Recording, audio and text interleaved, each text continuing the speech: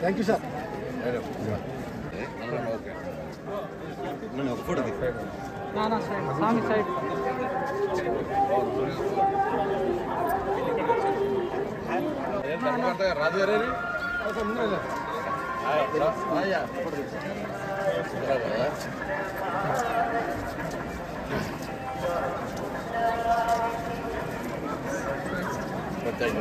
అన్న రిక్వెస్ట్ ఒకసారి ఇస్తారా? ఫోటో తీసుకో అందరు పెట్టు అది కవర్ చేసి పెట్టు బాగొచ్చు కవర్ చేయ చూపినా రావడం ఆలస్యమైనా ఇది నా మొట్టమొదటి లేఖ మొట్టమొదటి సంతకం చేసింది ఇదే కోరిక చూపినా తీసుకుంటావా అమ్మను మంజుని కూర్చోటే వాట్సాప్ చేపిస్తా.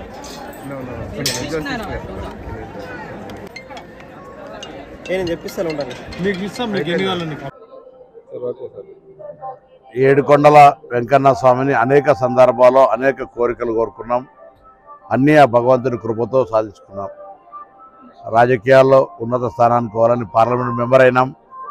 తెలంగాణ సాధించాలనుకున్నాం. ఆ భగవంతుని దయతో తెలంగాణ సాధించబడి 10 సంవత్సరాలు ప్రజలు కోరుకున్న తెలంగాణ లేకపోయినా తిరిగి ఇప్పుడు ప్రజల ఆకాంక్ష మేరకు ఆ భగవంతుని ఆశీర్వచనంతో తెలంగాణ మార్పు కోరుకొని ప్రజాపాలన ఇచ్చే విధంగా ప్రభుత్వం ఏర్పడ్డది. అందులో శాసనసభ్యుడిగా మంత్రిగా మేము ఇచ్చినటువంటి హామీలన్నీ అమలు చేసే విధంగా ఆ భగవంతుని ఆశీర్వచనాన్ని బలాన్ని ఇవ్వని అడుగుతాను. తప్పకుండా ఇది ప్రజల యొక్క పాలన కాబట్టి ప్రజాస్వామ్యయుతంగా ముందుకు పోయేటువంటి విధంగా శక్తిని ఏమైనా భగవంతుని ప్రార్థిస్తా ఉన్నాం. దానిలో భాగంగా ఇలా టెంపుల్ ఈవో గారు లేవు, ఈవో గారిని చైర్మన్ గారిని హుస్నాబాద్ నియోజకవర్గ ప్రజలకు సంబంధించి ఎన్నుకోరు కాబట్టి ఒక దేవాలయ నిర్మాణానికి కూడా నిధులు ఇవ్వమని అడుగుతా ఉన్నాం. ఇప్పటికే చాలా దేవాలయాలకు నిధులు ఇచ్చినారు.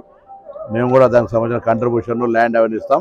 హుస్నాబాద్ లోపల కూడా ఒక దేవాలయ నిర్మాణానికి నిధులు ఇవ్వమని గౌరవ కరుణాకర్ రెడ్డి గారిని, ధర్మారెడ్డి గారిని, అదేవిధంగా గౌరవ ముఖ్యమంత్రి గారిని కూడా కోరుతా ఉన్నాం. కూడా మార్పు బ్రో, రాష్ట్ర విభజన అనేటువంటిది అనివార్యం. ఆనాడే ఏమేమి అవసరమో అన్నీ చేస్తామని ఒక హామీ ఇచ్చినాం. అది ప్రత్యేకమైనటువంటి హోదా కావచ్చు, లేదా ఇతర అభివృద్ధి కార్యక్రమాలు.